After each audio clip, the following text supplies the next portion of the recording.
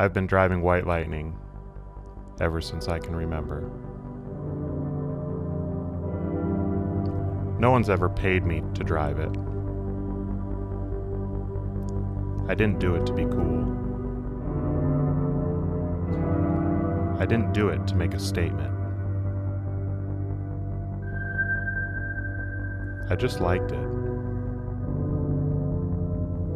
It's 9,600 pounds of do whatever the heck I want. I can respect that. But it's time for a change.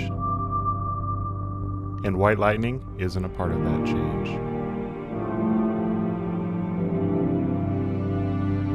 Heck, I've got a Lincoln at home. Man, I sure miss White Lightning. Are you nuts? What are you doing with your fingers? I don't know, let's go to the track.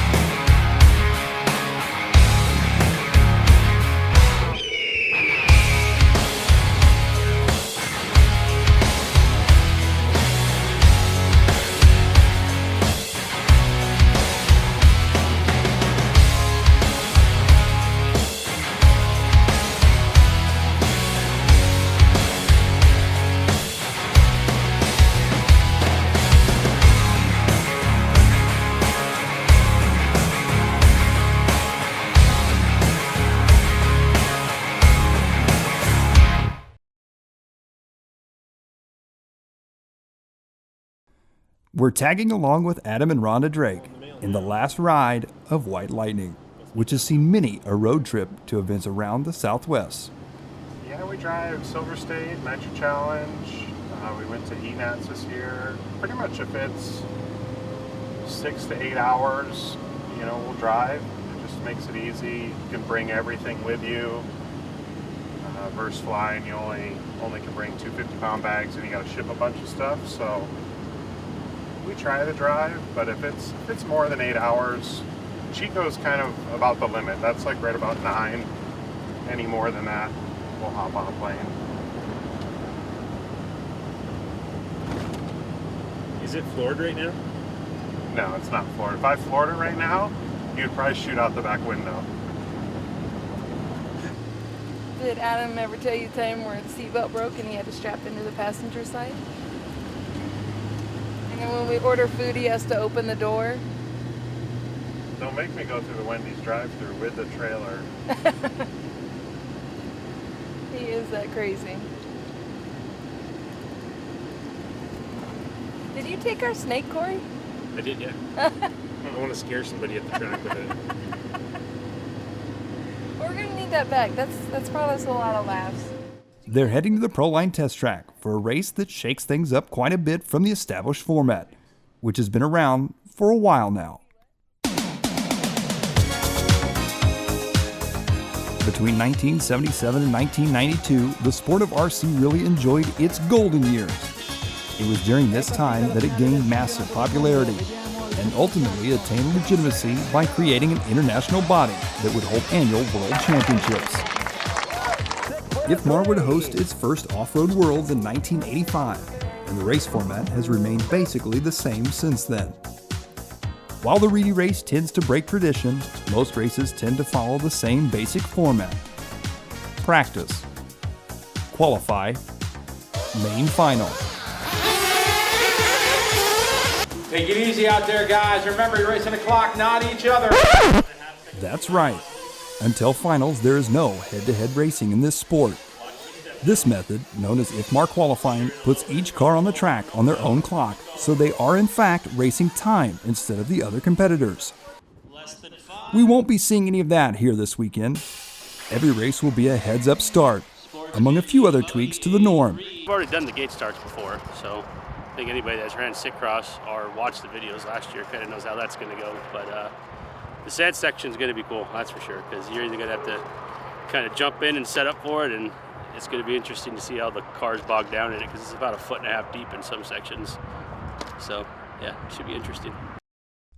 In addition to helping with the track build, Daniel, who is usually attached to the Proline truck for a race like this one, will be taking on race directing duties. I used to back in the day. I ran a bunch of races. I did the Reedy race probably 3 or 4 times, the Norca Nats several times.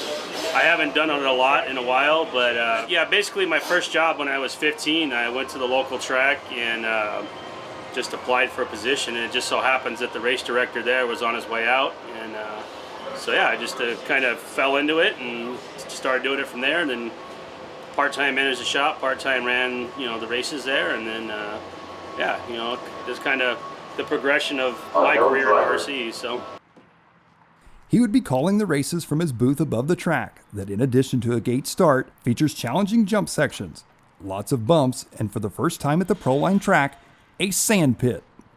How will all these changes from a normal event be received? It's fun. It's. I feel sorry for my air filter and bearings when I go through it, but it's definitely fun, and you got to get through it. I think jumping into it faster, you just launch as far as you can, skip as much of it as you can, and then just drive through the rest of it. It's a really cool idea, and I think it's in a good spot. It's just hard on your stuff. Being a former motocross racer, Joe has some experience with gate starts. Brings me back to my moto days.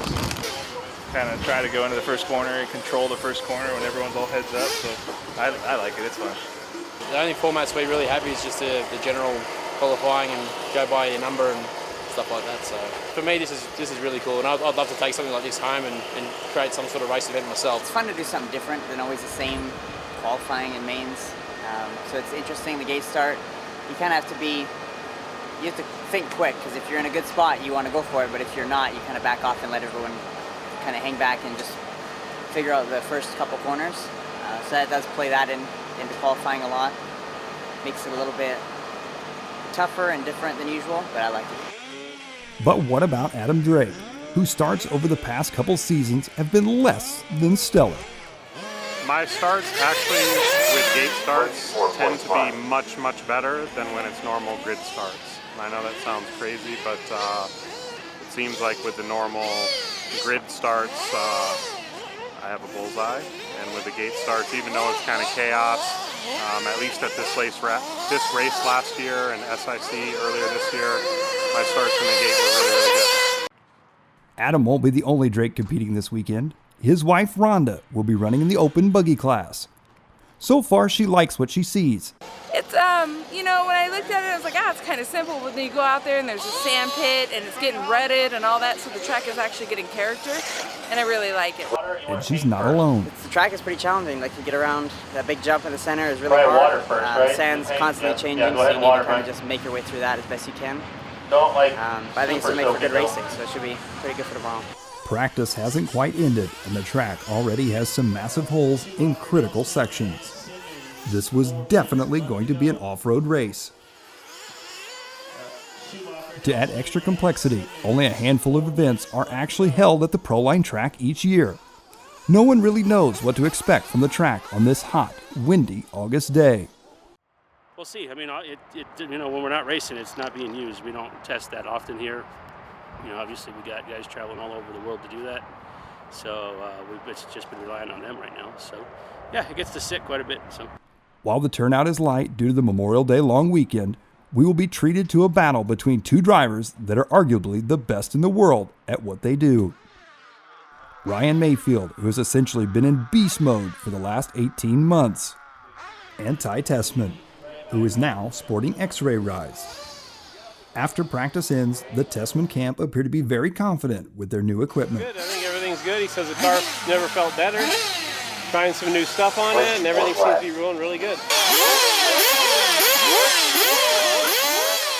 Qualifying is set to begin, and we're about to find out how this unique format will play out.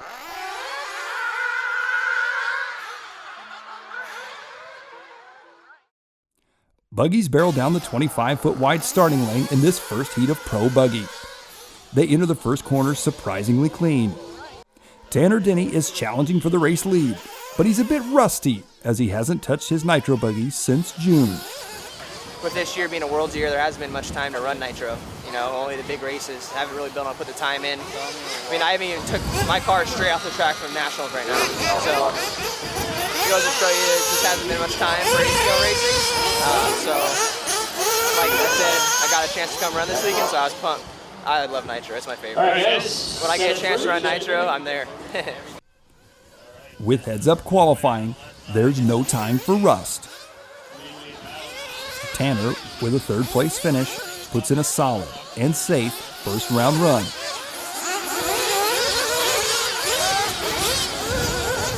It's all right. I had the same guy take me out in e-buggy that he took me out in Nitro, but got past it, moved up the pack, got into solid second place, about 5 or 6 seconds behind Ty. I was running solid and crashed on a straightaway with that big old crater there. Lost some serious time, and I had another just random rollover, probably charged the corner too hard. And but I just drove, finished the run, got third for the round, so can't be too upset with that. I had the pace, I ran the same fast lap those guys did, pretty consistent as well, so if I take rid of the super long wrecks I had, I might be pretty close. So I think my theory of my gate starts are better than my heads-up starts were just thrown out the window. Corey, I almost called you in just to finish that run for me. Really? Thought about it. Right. Probably could have done better. I'll be your wingman any day. Yeah. I'm about to tell you, hand me the camera. Let's trade. That was pretty ugly on all levels. So that one's your drop for sure? I sure hope so. Sadly, it would not be. As for Ronda, the warm-up for her first-round qualifier went smooth, and she appeared to be in a good rhythm. But there is no TQ in warm-up. I didn't know it at the time because Adam was down there, but I broke a clutch spring, and it died at the start, so by the time I even got started, they were already around to the front over here. And so I got started, I got up there again, and then a guy got sideways, and I'm coming down off a jump. I was catching up, I was like in third, and the guy got sideways on the jump and hit me, and it broke my shock. And so I still drove around the whole race, ended up fifth. But I'm not complaining. I mean, I still finished, but I don't like starting out my day like that. I got to be calm, you know. But, I mean, all we can do is fix it. We had one throw out, so hopefully the day goes better. Ronda's pit space doesn't look that dissimilar to one of the guys. For the most part.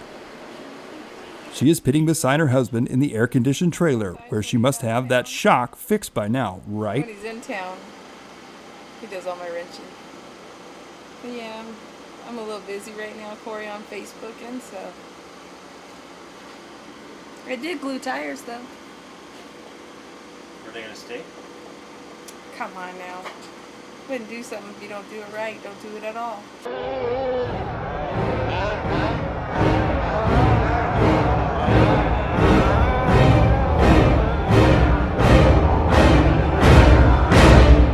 In Ronda's defense, the broken shock wasn't her doing, and this track is wreaking havoc on everything that tries to drive on it.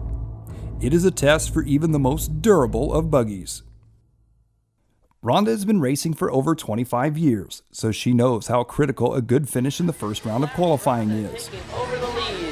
Like so many, including her husband, Ronda started her racing career in the two-wheel drive gas truck class. I went faster in the first heat, but I'm still in a good spot. I'm still, I think, second for qualifying, and in the main I'll start second. So we'll see what happens in the main. It's a whole nother ballgame for the main. She's up again for round two. Will the pressure for a good result put her off her game? I just hope I have a smooth run is all I can think about right now. Lady, a few words. Yeah. Do your talking on the track? A little bit. And on the driver's stand. We won't get into that though. I mean, I'm passionate, okay? Her start is a bit better in this round, but she's still a backmarker. Adam, having just watched her launch out of the starting gate, watches the first few corners as he heads to pit lane. For me, it definitely gets emotional. You know, I'm her biggest fan. I want to see her do the best that she can, and I think a lot of times, like, with her being a female racer, it's super tough because, you know, no one wants to get beat by a woman or a girl, and you see this pink car flying around the track and, you know, come up on you, and a lot of times, maybe it's coincidence, but it seems like, you know, then guys kind of get super aggressive, and she a lot of times ends up on the bad end of it. The pros are up again, and once again, Adam is ending up on the bad end of this track. And several cars already out of this one. 3 minutes left there.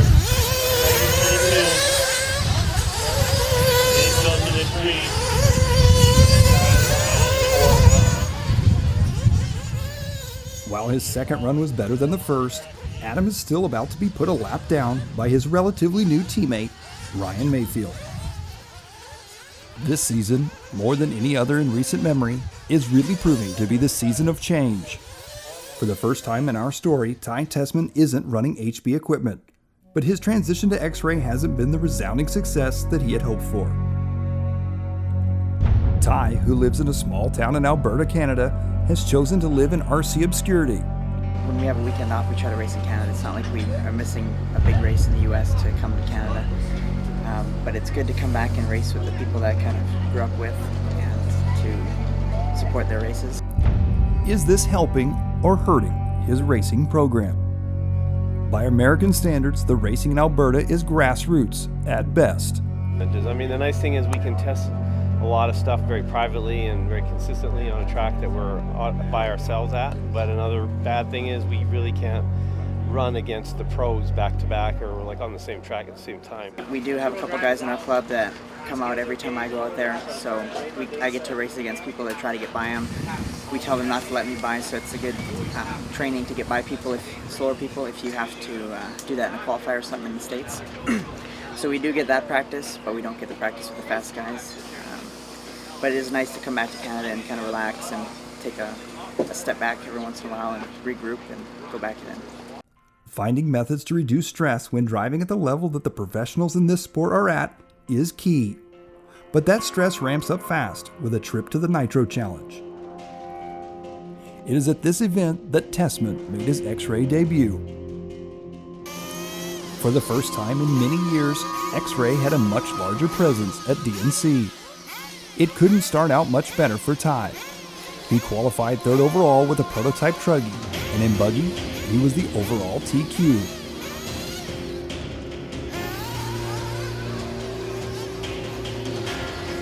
The track that Joey put in for the event this year really underscored why this race was called the Nitro Challenge. It was a true test, not only for the drivers, but for their equipment. Things began to unravel for Ty in the truggy class when the plug for his receiver battery fell out. In buggy, his receiver battery failed altogether. It's been up and down for sure. We've TQ'd a few times, but then had issues with, unforeseen issues. But it's not really the car's fault or Ty's fault or anybody's fault. It's just bad luck. But we're working through all that and figuring stuff out. And I think we're looking forward to the Nationals for sure. It's been a little bit of a learning curve with the new car, obviously, but we're getting it figured out every race, closer and closer. By the Nationals, we should get it, and it's just going to get better throughout the year. While the Roar Nationals would give Ty his fourth truggy title, he would see yet another electronic failure in buggy. Also making changes this year was Ryan Mayfield. Unlike Ty, he has stepped into a much more established off-road brand with world championship pedigree, and more importantly, an established off-road team.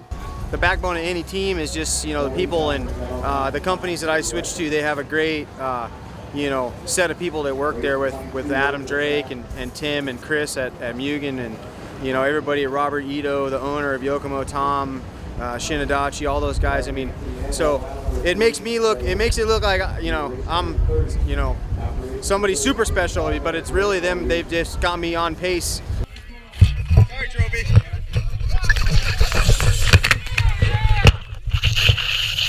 Yeah, I don't know if it could have went any better for Mugen.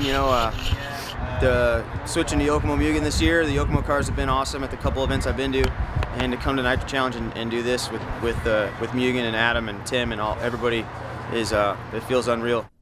For the Tessman camp, the disappointment of DNC and the mixed emotions of the Roar Fuel Nats are a long way off from where we are now. And the RC season is as long as this lonely desert road. It can also be as unpredictable. Would we see either Ryan or Ty dominate this event? Or would it be one of the other pro drivers here? It's hard to say. Like Cody and Ryan were going good in that one, battling with each other. I can't really say right now too far because I haven't driven with a lot of people so far. But we'll see when they resort, get to race with each other, and go from there. Given his track record over the past couple seasons, it's difficult not to admit that Mayfield is the favorite. But toss in a half dozen gate starts, a few hundred landings into a sandbox, and add to that a very confident Tessman. This could be just the opportunity that Ty needs to hop out of the funk that he's found himself in this year.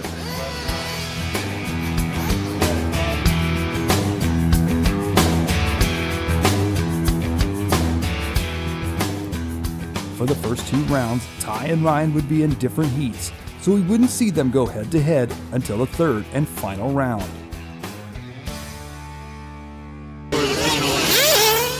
I had a couple bobbles, just the track, just getting familiar with it again after not running out this morning, just kind of finding the holes. But my car was good. It was pretty high grip, I thought. It was dry and clean. I did run a different tire than I have been through practice.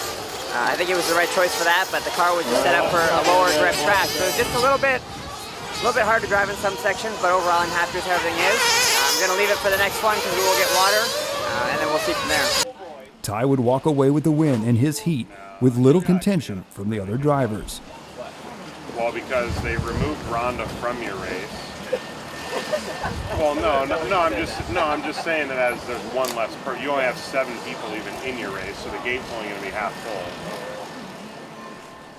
Could one less buggy in the gate be giving him an advantage? Or are the track conditions the equalizer? But there is ruts developing with the double just before it. Kind of front straightaway corner, you have to be really tight and patient there. And then just other little holes you just kind of have to watch out for. It's kind of gotten a different difficulty from practice. Practice is just you're going fast, trying to make the jump. Now you're kind of driving around the holes and picking your lines very carefully. While the start of the second heat was clean, Ryan's start leaves a lot to be desired. It must be those yellow wheels. Over the course of the run, he would work his way through the field and into the top spot. However, Ryan would cough up the TQ run on the final lap with a costly mistake over one of the bump sections. Ty's time would stand and he would be the round 1 top qualifier. In round 2, Mayfield would have a slightly better start, but the buggies were bunched tightly together. This was a crash just waiting to happen. The inevitable occurs. Ryan is held up by a spun-out buggy. Less than 15 seconds into the race, and he was second from last.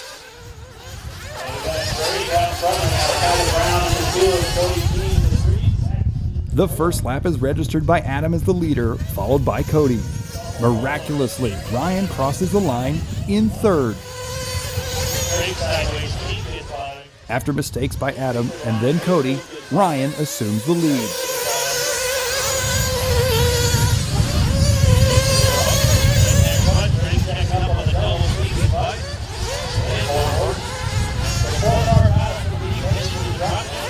Three laps in, and we're about to get our 3rd lead change. It's Cody King again. Joe Bornhorst, who had a terrible first round, also squeaks past Ryan, who is now in 3rd. I drove better, but my tires were too soft, so we're trying to get into the building so we can get some hard tires. I was on X3, need definitely an X2 or maybe even an X1. It's pretty gnarly out there. Now it looks like there may be even just watering the outside, so it might even get grippier. So we gotta figure out if we're gonna run plastic or rubber.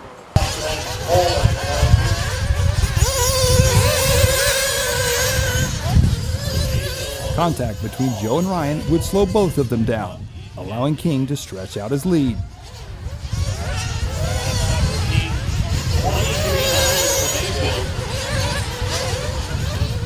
It's been over a lap since our last lead change, and this gnarly track doesn't let us down.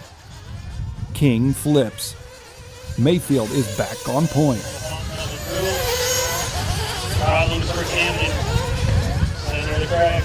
Where's the board? He would hold on to the lead. and the track, which is being constantly blown off by the wind, is starting to offer up more traction than anyone really expected. To make things even more difficult, the track crew has stopped watering the track. The track is like, it was wet, and now with such crazy weather, like it's super high bite abrasive surface, which is cool, but just still trying to adapt to that, because it's like been blown off, and it's like, I mean, it has more traction than this asphalt probably does, so. But hopefully it's the same tomorrow. That way at least we know what to do. We don't go back to like the wet, dry-ish type situation. So yeah, but the stuff's fine. I just gotta, these gate starts kind of, I'm not very good on them. It's a tire war again. They've changed it on us. Now they're not watering, so I guess the grip's gonna be really high. My hat doesn't fly away. But yeah, I don't know. It's all a different ball game now. It's supposed to be windy tomorrow. What do you think you're doing? When I looked last night. Begun the tire war has. We're going to try double silver in a hole shot. Take it with you. It's a compound that's really smooth and easy to drive usually. The track's really hooked up, so that's what we're going to give a try to. We have 2 TQs, so we need to find out what's going to work. Going plastic, X1s. The pressure is on Ty now. If he can win this round, he will be the overall TQ. He starts out well by earning his 2nd consecutive hole shot. He maintains his lead and is followed closely by Tanner, who would push hard but was unable to match the pace set by Ty. Neither would Mayfield. Ty is overall TQ. For this 3rd and final round, we are finally going to see the showdown we've been waiting for. And for the first time, Ty doesn't get the hole shot. Ryan, getting his best start of the weekend, lands on Adam's buggy and crashes. It's Cody King on point with Tanner in tow. But Mayfield, having engaged beast mode again, is working through the field. And fast.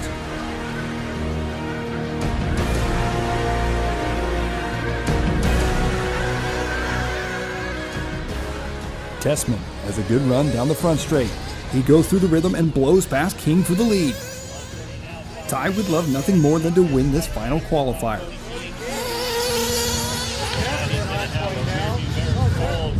A mistake a few laps later puts Cody back to 1st. The very next lap, another lead change. It's Mayfield. A back and forth battle with Tessman ensues. Got to race tires for the first time. That was a lot of fun. And yeah, that was a good hard fight. That was fun. So we got 3 50-minute races. You have to finish all 3 tomorrow. And I think you're going to see a couple good showdowns between me, Ty, and maybe somebody else. Ty has lost the first head-to-head battle with Ryan.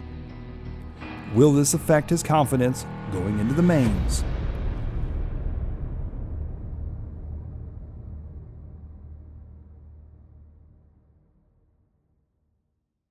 I mean, so far qualifying's been normal, but tomorrow, the mains, the way they've set everything up, I think it's going to be very good. It keeps it interesting for spectators. If you fall behind, it gives you another chance in the other 2.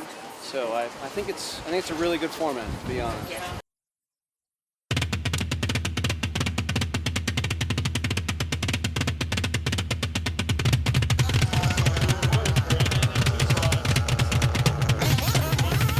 Watch the sweeper, watch the sweeper.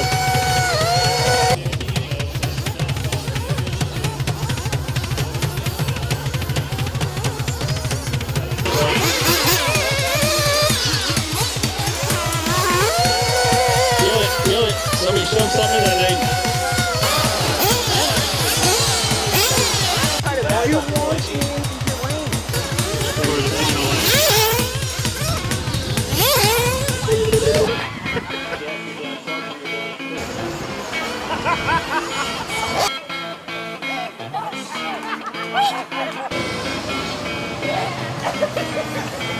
That's the race, guys. 5-minute break. Jimmy A.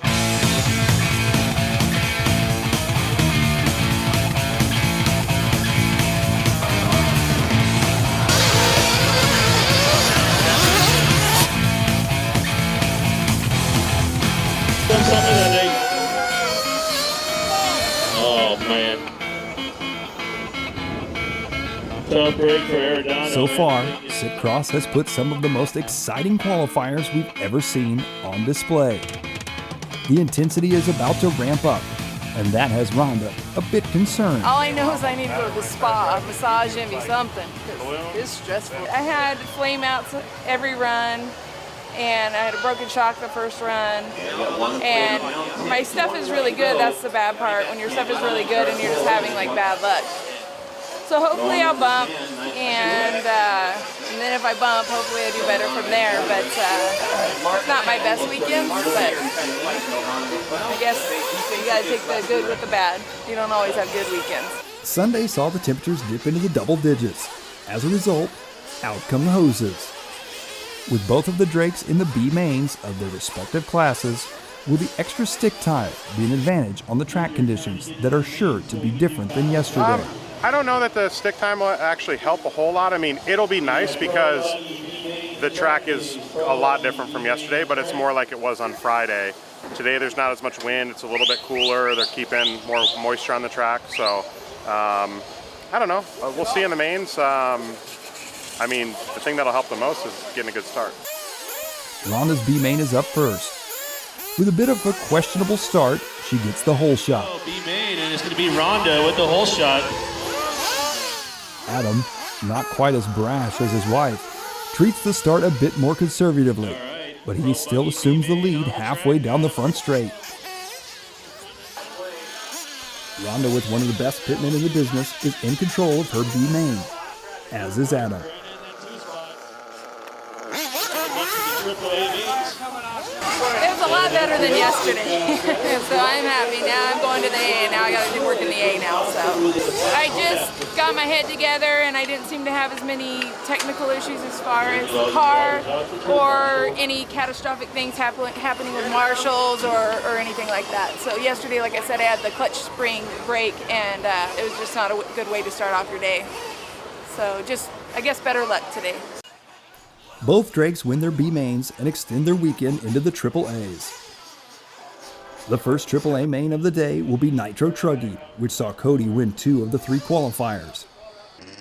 But it wasn't all unicorns and rainbows for Cody. He had some stiff competition from racers he wasn't used to battling with. He drove the qualifiers with a bit of a chip on his shoulder. Could someone like Ben, who has traveled all the way from Australia to attend SikCross, challenge for the win? Yeah, as far as I know, yeah. Should be all good to go. Done a bit of maintenance this morning on the car. Cleared up some fresh Proline Buckshot X3 tyres. Changed the clutch bell bearings, and yeah, it should be all good to go, and hopefully I can get a good result. These AAAs are a bit different than their electric counterparts in that they run with only a 5-minute break between them. Consecutive 15-minute A mains with no throwouts make this, bar none, the most exciting racing we've ever witnessed. A1 is up, and Gord isn't running because he totally forgot about Ben's truggy. Nope, he's running because he's that excited about this race. Cody is set to go, along with the other 12 drivers. The first round saw the infamous Tyler Brown create a spectacle, nothing short of mean fodder. He jumped the start and ended up basically starting out dead last. Right here on the right, new leader, Cody King. Out front it was Cody, followed closely by Ben. Unfortunately, Sterling would struggle on the rhythm section at the end of the straight. He would, however, be on the podium after the first round. And that's the race, guys. Shut him down. In second was Cody King, and pulling off an amazing victory was Tyler Brown. Right out the start gate. Yeah, you that was you? I got it. I got it all. I jumped there a little bit. About a millisecond different, you would have had the whole shot by a long shot. Yeah, I think you need to rev a little bit more when they're feeling you, right? Yeah. 5 minutes later, it was back to racing, another 15-minute A main, and King was checking out. He would back it up with another win in A3, taking the Open Truggy title. Just short, man, 4th. So, still very happy with that, though. It's my 4th or 5th time racing in America now, and every time I come here I learn so much and take all that information that I learn here and take that home, and it just makes me faster when I get there, and hopefully I can go for some better winds and stronger winds at home as well. So yeah, it all works out in my favour at the end of the day. As the day continues, so does the track watering, making track conditions even more bewildering. I don't know if it helps or hurts And anything. here we go. I think it just throws a wrench into things. #1. Yesterday we were kind of running on a super high bite, Nice and and then easy, today guys. running on Easy. still decent bite, but not as much as we've had. Try to avoid those mid-air collisions. I don't know. I like both conditions, so it doesn't really matter to me. Trackside, the top drivers are all watching the lower mains, trying to ascertain what their courses of action should be. It's tricky now. It's holding a lot more moisture. Track's really rough, so we're not knowing what to try right now. We're just watching other guys that are running Pro Line to see what their car looks like. Pretty much have to have everything ready. Depends if the sun's out or behind clouds, how much water they put on. So it's going to be a tough decision. The next mains would be Ronda's open buggy. She dominated the B main. Could she take some of the momentum with her into these AAAs?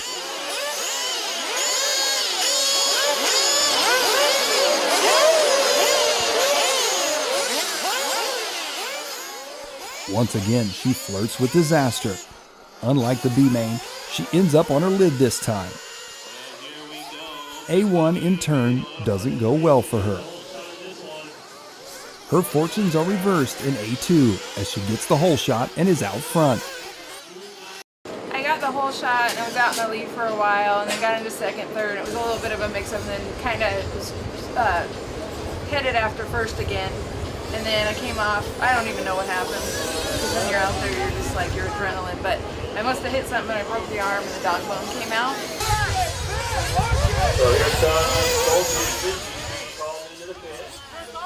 Adam grabs her buggy and rushes back to the pits to get it ready for A3, which was only 12 minutes away. But it was such a beautiful start. I mean, it was like fairy tale kind of stuff, you know. A2 has just ended, and Adam has 5 minutes to get Ronda's buggy back together.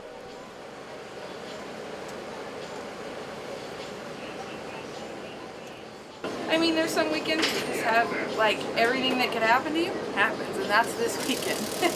Somebody has a voodoo doll on me or something. Ronda would get another great start, and she would put in a decent run, finishing 6th in this final A main. The poor results in A1 and A2 relegate her to a 10th place overall finish. As competitive as Ronda is, this isn't nearly good enough. I am ready to go home and take a shower and relax, hang out with my dogs, and I want to regroup. I want to go home and just practice in peace and then wait for the next race, because this one was intense. The intensity was about to get a shot of adrenaline. The Pro Buggy AAA mains are on deck.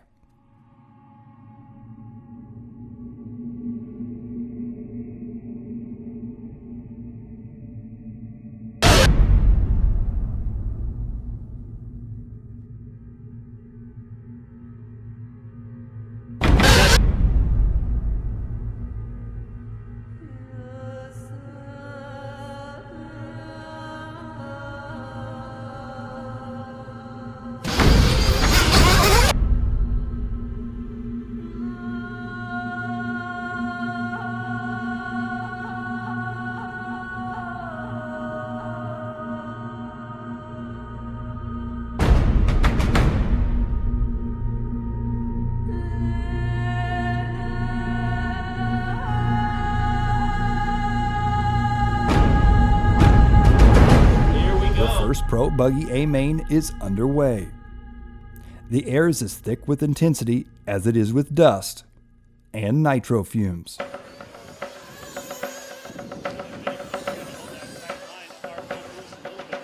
Ty, appearing to have mastered the hole shot, comes out on top with Mayfield in tow. But with the track now showing significant scarring, it's literally anyone's race at this point. The second spot was a revolving door for the first half dozen laps. Mayfield had it, then it was Chad Grana, then Drake. No one could really get any momentum going. Aside from the leader, the only driver to hold their position for more than one lap was Tanner.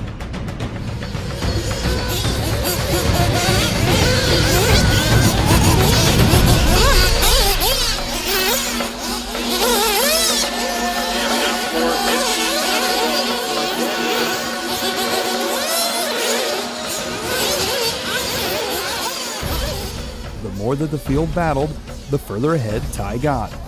But how did Mayfield, who was right behind Ty at the start, get shuffled back so quickly? With another look, we see that he had to single the last double in the rhythm section, and then contact with Bornhorst sent him off the track.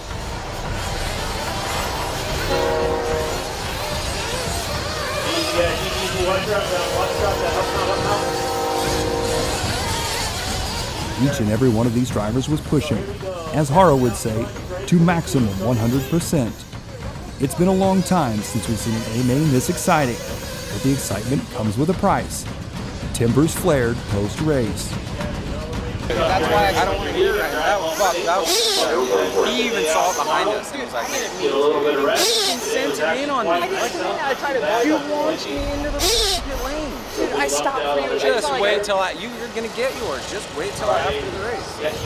What comes around goes around. And that was only A1. We have to do this 2 more times. It was really good. We got a really good start, got the whole shot, and I think that's really key in this kind of racing. But no one could catch him, and no one could close the gap. So our car's really good, tires are really good, everything's working awesome. A2 warm-up ends, and it's time for another start. Would this one be as tumultuous as the first?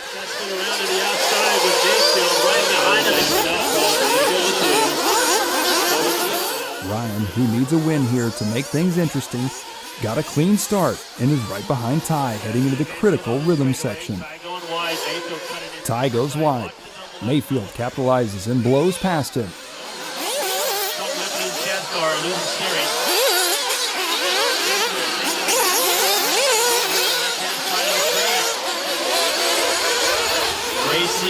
Mayfield gets it wrong in the sandbox and Ty slips by. Tessman messes up the double again, and it's Ryan back to the point.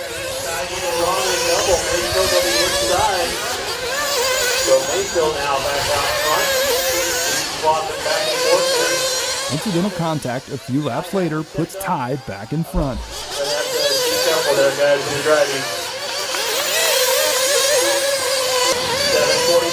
Stressed out pitman gets set for pit stops. With Ryan and Ty being so equal, this could very well be the deciding factor.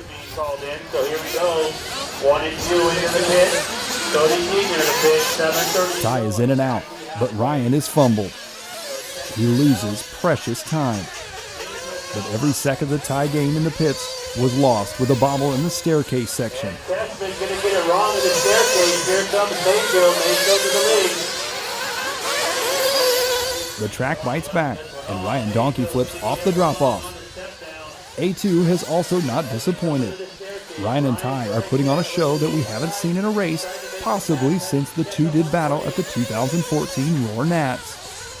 It's the final lap, and just as we expect an F-16 maneuver from Mayfield, his car dies. Mayfield running out of gas. Ty takes the win and is in command of the race heading into the final A main.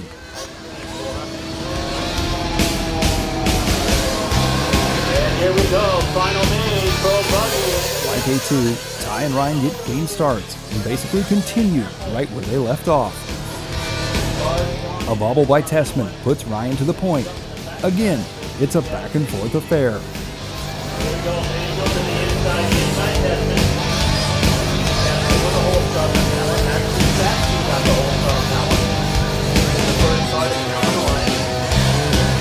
Cody King right here in the battle. Here we go, Cody King's gonna keep running. Put the pressure on, catching back by Mayfield. Webster right up there for Webster got a solid run. Just as it looks like we are going to see things go down to the wire, Mayfield's buggy comes to a halt on the front straight. Oh no, Mayfield's car just shut off. Those last 2 races were pretty awesome, and I mean, Mayfield makes Ty a better driver, and you know, that's always good for him to have to push, but it's unfortunate for sure. Electronic issues ended Ryan's chances at winning the event. With Mayfield out, it opens the door for Tanner and Joe.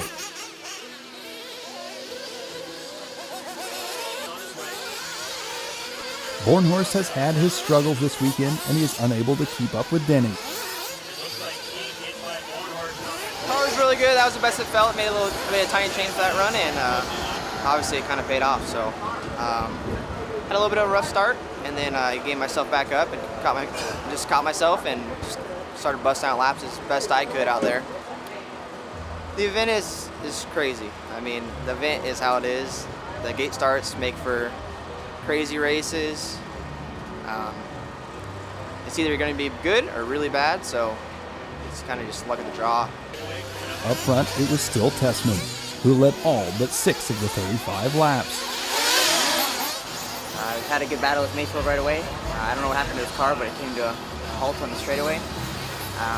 But the track was getting gnarlier. Even this round was even more gnarly than the second round.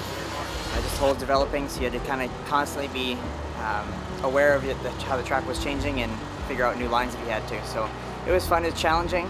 Usually don't do so good on rough tracks, so it's nice to kind of get the car set up really good on rough track and be able to drive and change my line if I had to, not just do the same thing. So happy with how everything went, happy with how the tires ran, couldn't ask for more. Is this victory the stepping stone that the Tessman camp needs to return to the form they displayed in their championship-winning 2014 season? And what of the race format? This format's fun for me. I'm sure if you're not having a good day, it's not fun, but I had a good day and it was enjoyable. So I never want to race a race like this again. I mean, the format's cool when you get the start. If you don't get the start and you're back in the chaos, it's frustrating. You know, your kind of emotions get the best of you. It's probably cool to watch. And like last year at this race, I got a lot of good starts, finished really well. Like I went away going, man, this is pretty cool. Yeah, I mean, it'd be cool if we could just run a normal race here because it's a cool facility and the track's always cool. But yeah, these formats are a little gnarly. I think they're just trying to be different, which I can appreciate that. But it doesn't really work. You know, like with the gate start and RC cars, like people have done it and it just doesn't work. I mean, the car's just, you know, you're not in the car, so it's not like you're gonna try to avoid the guy next to you. People just go for it, and it turns into a fiasco. While this format from a spectator's perspective has to be second to none, and the AAA mains were largely praised, the gate starts weren't very popular. Are fringe formats the answer for a segment that appears to be struggling? The people who are part of this traveling circus have seen the cycle of decline in the past, but they have also seen racing persevere through downturns like this one, and they think there just might be an easier solution. I just think we need to do more club racing just to help get more new people into it. If we don't have club racing, we need that as a gateway to get more people into it. I held a club race here, 2-3 weeks ago. I had 65 guys out of the blue show up just to club race, you know what I mean? And I think people have more fun doing it. They don't have to spend as much money. They don't have to take time off of work. They can just show up, run their car for the day, go home, have the rest of the weekend to do stuff. And that's when RC saw its peak, man, when every track was club racing and everybody was having a good time and not everything had to be this big race and this big production where you've got to be there for 3 or 4 days. And, you know, everything, you know, has its point. It'll probably turn back around, you know, but I definitely think people like the shorter races and not things that are drug out so long, and you know, just get in, get out, and then you know, other people have jobs and other stuff to do too. For Ty and Gord, their job this weekend was a success. They won't have to worry about club racing or gate starts or anything related to a nitro buggy for at least 6 months. Their focus will be 10-scale electric buggy as the IFMAR Worlds are fast approaching.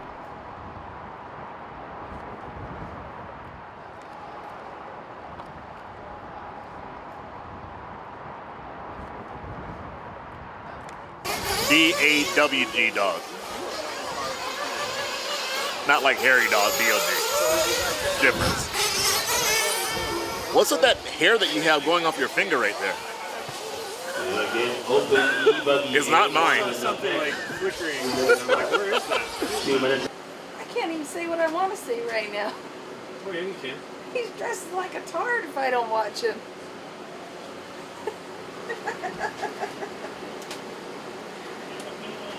He needs help in the fashion department. I'm sure you bought Yeah, hate it now. I tell you all the time, if you don't wear them, throw them away. These are our fights. These are our fights. This is the stuff I gotta put up with. That was a sparkle in my eye. Yeah. Yeah. Well, hey, once you go drag, you never go back. That's a nightmare that I have on a nightly basis.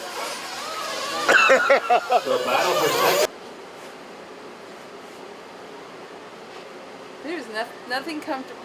Corey! He's getting boob shots all day. He had me answer some question earlier. I'm like, I was looking at the cones on the track.